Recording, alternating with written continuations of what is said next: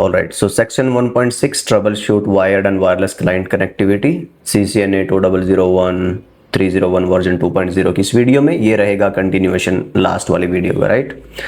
तो तब हमने बात करी थी लेयर 1, लेयर 2, लेयर 3, लेयर 7, है ना, बॉटम अप से कैसे एक अप्रोच यूज करनी थी ट्रबल शूटिंग के लिए, क्या क्या डिफरेंट इश्यूज हो सकते थे वहाँ पे। तो मैंने बोला था इस वीडियो में हम बात करेंगे कुछ सिनेरियोज की, है ना। तो लेट्स से अगर मैं बोलूँ सबसे पहले इसमें कैसा लिखा जाएगा कि सबसे पहला सिनेरियो क्या हो सकता है। सिनेरियो 1,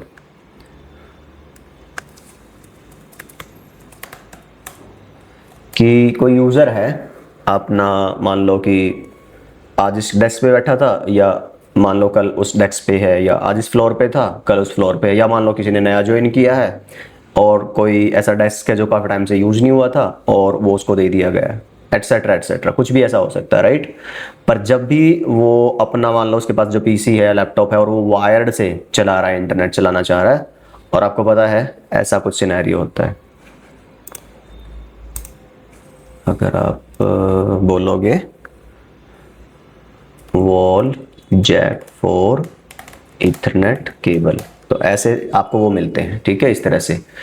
तो जब इसमें वो बंदा लगाएगा, अपना लैपटॉप में लगाएगा एक तरफ से लैन केबल और एक तरफ से यहाँ लगाएगा, तो फिर इश्यू क्या फेस कर रहा है वो, कि उसको दिखा रहा है कि उसके कंप्यूटर में, लैपटॉप में network cable unplugged, network cable unplugged Ethernet, है ना, ऐसे। अब आपको उसका इशू देखना है। देखो जैसे ये दिखा रहा है ना, क्रॉस का सिंबल दिखा रहा है, ऐसे दिखाने लगेगा, ऐसे क्रॉस का सिंबल दिखाने लगेगा, तो वो कैसे ट्रबल शूट करना है, ठीक है। तो हो सकता है कि जो लैन केबल है वो फॉल्टी हो, है ना। अगर आप लेयर 1 से शुरुआत करोगे तो आप वो चेंज करके देख लो।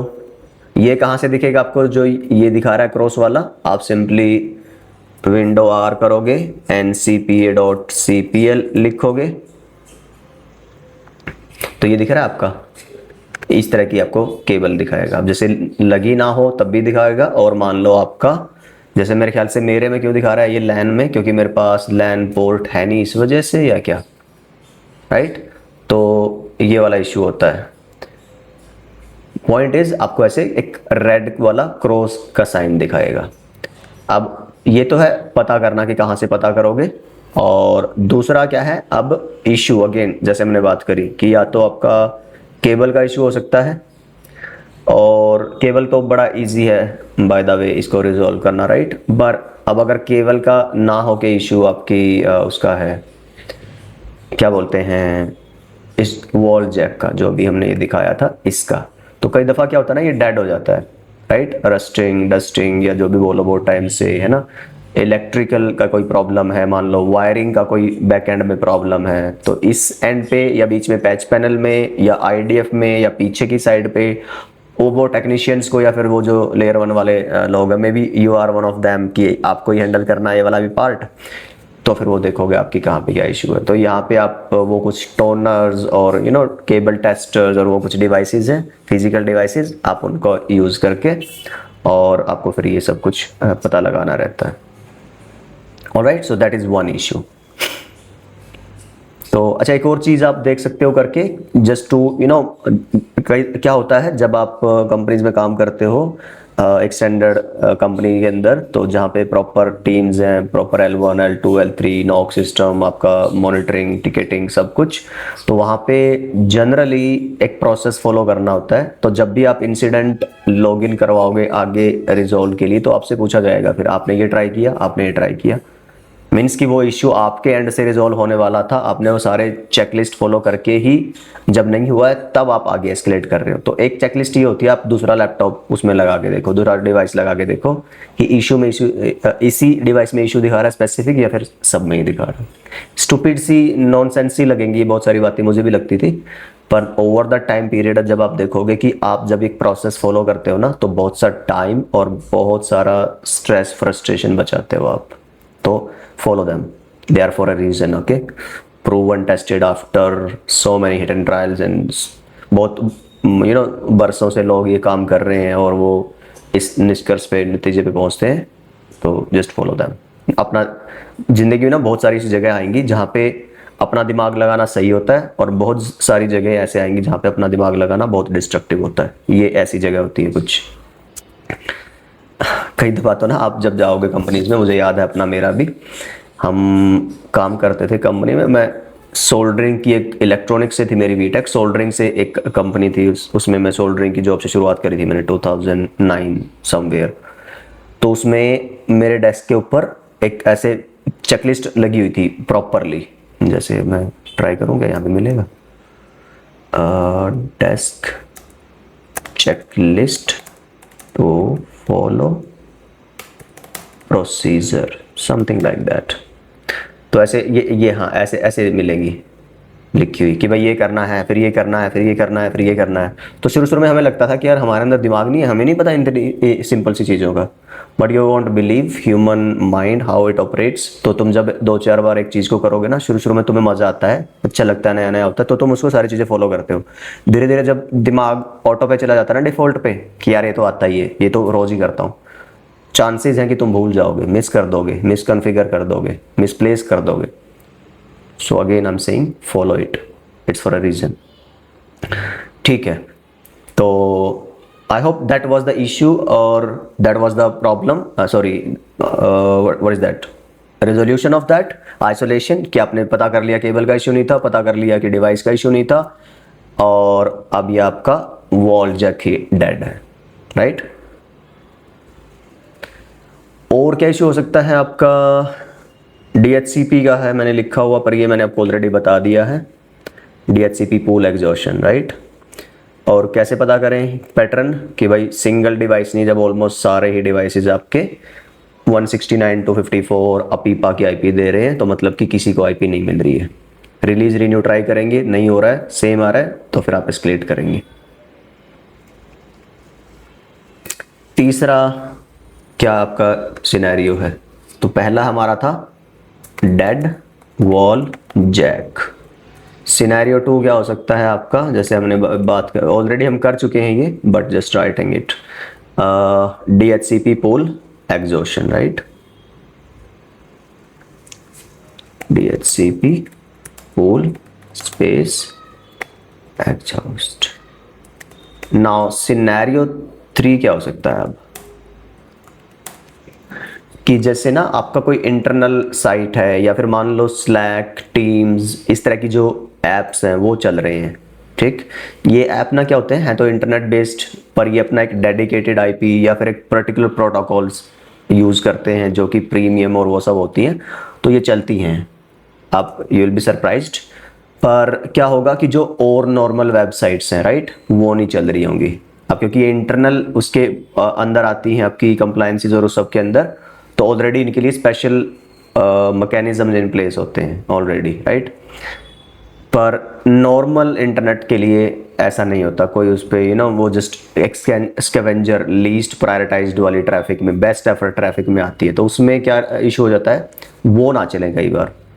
तो फिर मैंने लास्ट वीडियो में ऑलरेडी बता दिया अब इसके बारे में, पर मैं आपको लिख दूं कि कैन एक्सेस आपका स्लैक अगर ना हो, पता हो ना, तो आपके एंटरप्राइजेज में एक जैसे व्हाट्सएप है ना, जैसे इंस्टाग्राम है, और ये सोशल मीडिया ऐप्स दोस्तों के और फैमिलीज के कनेक्शन के लिए, राइट, ऐसे ही स्लैक एक कॉर्पोरेट या एंटरप्राइज एक टीम मैनेजमेंट ऐप है, जो प्रोजेक्ट पे कोई टीम काम कर रही हो, वो सारे लोग एक जगह एक साथ मैनेज हो उसके, ऐसा एक ऐप होता है।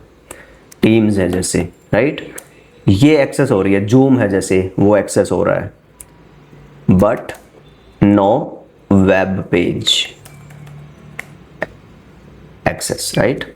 तो ये आपका इशू है प्राइमरीली DNS फेलियर्स, जो मैंने आपको लास्ट टाइम बताया था कि वो आप NS लुकअप करके अपना सर्वर की IP चेक करके, अगर आपके एंड से है होने वाला है ना आपका मिसकॉन्फिगर्ड और DNS, जो कि चांसेस होते नहीं ज़्यादातर, still it can happen, right, humans are humans.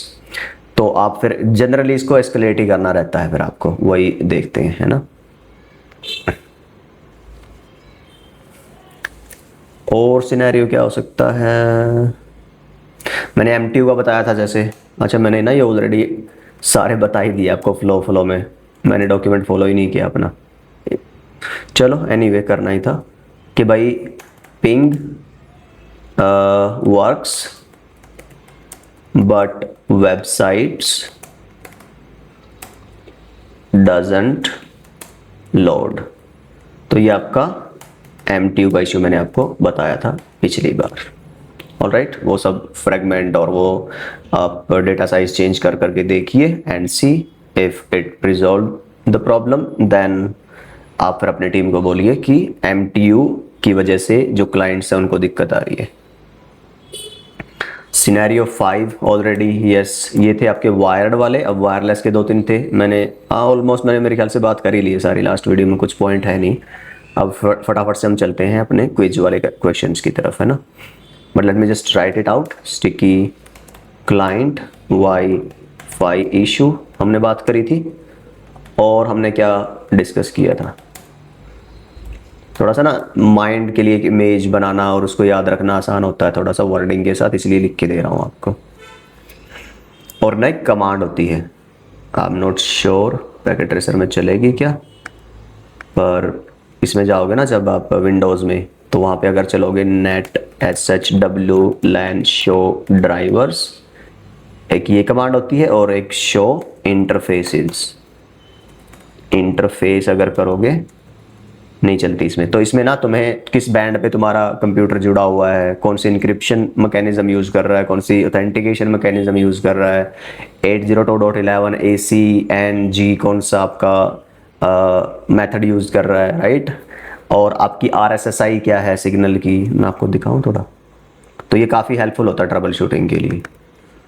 Net SHW-LAN show interface, ये देखो इस तरह की ना आपको आउटपुट मिलती है, सी। तो ये आप यहाँ से ना, जैसे मैं बोल रहा था स्टिकी क्लाइंट प्रॉब्लम वाला, तो आप जिस लोकेशन पे फर्दर मूव कर रहा है डिवाइस, है ना, अपनी लोकेशन से और दूसरी जगह जहाँ पे वो जा रहा है, मान लो अभी फ़िलहाल यहाँ था जो यूज़र था इस AP1 पे, और इसको प्रॉपर RSSI मिल रही थी एक, अगर -70-75 तक भी मिल रही हो ना तो ठीक है, और अगर इसके 50-40 के आसपास हो तो बहुत बढ़िया होती है। लेकिन अब अगर ये जाता है AP2 के पास, और तुम यहाँ से अब ऑब्जर्व करते हो कि उसकी जो RSSI है ना -82 -85, तो तुम देखना कि फिर अब ये समझ जाना भाई वो स्टिक कर रहा है अपने पुराने AP के साथ, क्योंकि अगर इसके साथ जुड़ा होता ना तो ये अच्छी होती वैल्यू, माइनस में कम वैल्यू होती। तो यहाँ से फिर तुम वो आइडेंटिफाई कर सकते हो बहुत सारी चीज़ें। ऑलराइट, कॉर्पोरेट वाईफाई से नहीं कनेक्ट कर पा रहा है, तो मैंने बताया था कि तुम्हारा क्या इशू हो सकता है सर्टिफिकेट का। क्लाइंट्स कांट, वायरलेस क्लाइंट्स जिनको स्टेशंस बोलते हैं वायरलेस की लैंग्वेज में, can't connect to corporate wifi, ठीक है। और वो ऐसा मैसेज दिखाएगा आपको, ऑथेंटिकेशन फेल्ड, जबकि आपने PSK वगैरह सब कुछ सही डाली होगी, या फिर जो भी मैकेनिज्म आप लॉगिन करने का वो सब कुछ आप सही यूज कर रहे होंगे स्टिल। ओके, अच्छा, लास्ट जो हमने डिस्कस नहीं किया स्पेसिफिक टू वायरलेस, तो ये है आपका स्लो वाईफाई। ऑलराइट, एक तो इशू होता है भाई वाईफाई स्लो होने का कि आप किसी कंजेस्टेड एरिया में, इवन वायर्ड नेटवर्क में भी अगर आपका नेटवर्क स्लो है तो कंजेशन आपका कि बैंडविड्थ कम है, यूज़र ज़्यादा है, ट्रैफिक ज़्यादा है, ठीक है। तो एक हद तक आप क्वालिटी ऑफ सर्विस लगा के अपनी मेन ट्रैफिक को प्रायोरिटाइज करा सकते हो। वॉइस और वीडियो के लिए आप QoS कॉन्फ़िगर कर सकते हो, एक तो वो तरीका। दूसरा वो एक जस्ट वर्क अराउंड है फिलहाल के लिए, बट क्योंकि अगर आपकी कैपेसिटी बढ़ेगी, राइट, यूज़र्स की डिमांड बढ़ेगी और आप बैंडविड्थ नहीं बढ़ाते हो तो अकेला QoS भी कब तक साथ देगा आपका, राइट। तो you have to increase the bandwidth for that. तो एक तो है ये वायर्ड वाले में भी कि कंजेशन की वजह से नेटवर्क स्लो होता है। वायरलेस में भी सेम है, आप AP वही है, उसकी बैंडविड्थ वही है, यूज़र बढ़ते जा रहे हैं, उनकी ट्रैफिक बढ़ती जा रही है, तो you have to do something about it, right, practically, physically, bandwidth बढ़ाना, एपी बढ़ाना और वो सारी चीज़ें। दूसरा क्या होता है कि उसकी वजह से एक तो चाहे ऊपर से बैंडविड्थ कितनी आती रहे, एक थोड़ा सा और बता दूं आपको, वायरलेस कैसे काम करता है, हमने बोला था हाफ डुप्लेक्स पे, तो वो सिर्फ बैंडविड्थ का इशू नहीं होगा वहाँ पे, वायर्ड के केस में बैंडविड्थ का हो सकता है। यहाँ पे अगर सिंगल एपी पे ये सपोर्ट करता है 25 डिवाइस। आप हमेशा ना देखना एंटरप्राइजेस में बहुत ज़्यादा डिवाइसेस एक एपी पे नहीं मिलेंगे, आपको एपी बहुत सारे मिलेंगे अगर डिवाइस सॉरी एंड यूजर ज़्यादा है तो। ऐसा नहीं कि एक ही एपी से सब हैंडल करवा लो। रीज़न क्या है, क्योंकि एपी चलेगा एक चैनल पे फॉर एग्जाम्पल, और उस पर तुमने रख दिए हैं 50 यूज़र। अब भाई वो 50 यूज़र ऊपर चाहे बैंडविड्थ कितनी भी आ रही हो, वो compete करेंगे हाफ डुप्लेक्स में सेम एयर टाइम के लिए, क्योंकि एक टाइम पे एक ही बंदा सेंड और रिसीव कर सकता है। तो जितने ज़्यादा यूज़र होंगे ना सेम चैनल पे, वो उतना को channel interference same channel interference बढ़ेगा, और उस वजह से फिर वो चोक करेगी ट्रैफिक, यूज़र का एक्सपीरियंस ख़राब होगा वहाँ से। एक तो ये रीज़न है। और मान लो नंबर ऑफ यूज़र तुम्हारे एज सच कम है, फॉर एग्जांपल ये एपी है और चैनल मान लो तुम्हारे 6 पे है, जो भी वटएवर, यहाँ पे यूज़र सिर्फ 5-7 ही है मान लो, या 8-10 ही हैं, बट फिर भी नेटवर्क स्लो है इनके लिए, तो क्या रीज़न हो सकता है? ठीक है, तो फिर तुम्हें देख, और एक ऐसी कंप्लेन आएगी कई दफ़ा तुम्हें, चलो जो एक पर्टिकुलर यूज़ केस एड्रेस करूँ मैं, भाई लोग बोलेंगे कि ना 1-1:15 बजे से, जैसे मैं इंडियन टाइम की बात करूँ, दोपहर में जो लंच टाइम होता है, और एक पर्टिकुलर लोकेशन पे लोग कंप्लेन करें कि भाई उस 5-10-15-20 मिनट के लिए इंटरनेट या तो डेड हो जा रहा है या स्लो हो जा रहा है बहुत। उसका रीज़न होता है कि कोई जो आपके ओवन्स वगैरह है ना, जहाँ पे लोग खाना गर्म करते हैं ऑफिस में, जब वो चलते हैं तो वो सेम आपके उसी फ्रीक्वेंसी पे चलते हैं जिस पे वो एपी चल रहा होता है, स्पेशली अगर एपी 2.4 गीगाहर्ट्ज़ पे चल रहा हो। तभी हमने लास्ट वीडियो में बात करी थी वायरलेस की, है ना, हाँ, कि इनको दूर रखो 2.4 वालों से, इसको हमेशा जहाँ तक हो सके 5 गीगाहर्ट्ज़ पे रखो, क्योंकि आपके जो कॉर्डलेस फ़ोन्स हैं, जो आपके अवन्स वगैरह हैं, तो वो सब आपके 2.4 पे चलते हैं। तो this is one more thing for slow wifi. Slow हमेशा याद रखना, mostly it will be about congestion. And जो एक और मैं अगर इशू अब बोलो यहाँ पे याद करूँ, कि कई दफ़ा हार्डवेयर प्रॉब्लम्स की वजह से ना क्या होता है कि बीच बीच में नेटवर्क डाउन होता है, स्लो होता है, फिर बढ़िया चलता है। ऐसा एक तो लूप्स की वजह से होता है, आप लूप चेक करो अपने सॉफ्टवेयर हार्डवेयर के और कॉन्फ़िगरेशन के। दूसरा आपके होता है फॉल्टी हार्डवेयर, कि आपका हार्डवेयर मान लो NIC है, जो आपका पोर्ट है, लैन पोर्ट है राउटर का या स्विचेस का, राइट, पावर सप्लाईज हैं, जो इंटरनल केबलिंग है, वो कुछ ऐसे इस तरीके से ख़राब है, डिग्रेडिंग है परफॉर्मेंस में, कि वो अगर लिटरली ख़राब हो टोटली, तो फिर तो आपका कनेक्शन बनेगा ही नहीं, लिंक अप ही नहीं आएगा। पर अगर वो इस तरह से ख़राब है कि आपका ना कनेक्शन बेयर मिनिमम बना हुआ है, और जैसे मान लो हीट हो रहा है कोई डिवाइस, कोई पोर्ट, अब वो क्या करेगा, जब तक ठीक चल रहा था तब तक वो क्या करेगा, परफॉर्मेंस ठीक आती रहेगी। जब जैसे हीट होता जाएगा वो परफॉर्मेंस डिग्रेड होती जाएगी तुम्हारी। तो ये आपको थोड़ा ये वाला फैक्टर भी ध्यान रखना है, फिजिकल एस्पेक्ट वाला। ऑलराइट, तो ये कुछ बातें हैं, कुछ सिनेरियोज थे हमने जो डिस्कस किया है हमारा, किसको लेके, यस, जो हम ट्रबल शूटिंग वाला पार्ट अभी डिस्कस कर रहे थे उसको लेके। अब ये वीडियो आई गेस होगी है काफ़ी लंबी, तो इसको करते हैं स्टॉप। नेक्स्ट वीडियो में हम फिर कुछ क्वेश्चन आंसर डिस्कस करेंगे, क्योंकि अगेन नहीं तो ये वीडियो फिर बहुत लंबी होएगी। Alright then, so that works for this video. अपना ख्याल रखिए, सीखते रहिए, सिखाते रहिए, मस्त रहिए। मिलता हूँ आपसे नेटवर्क ट्रबल शूटिंग क्विज वाली अगली वीडियो में। बाय।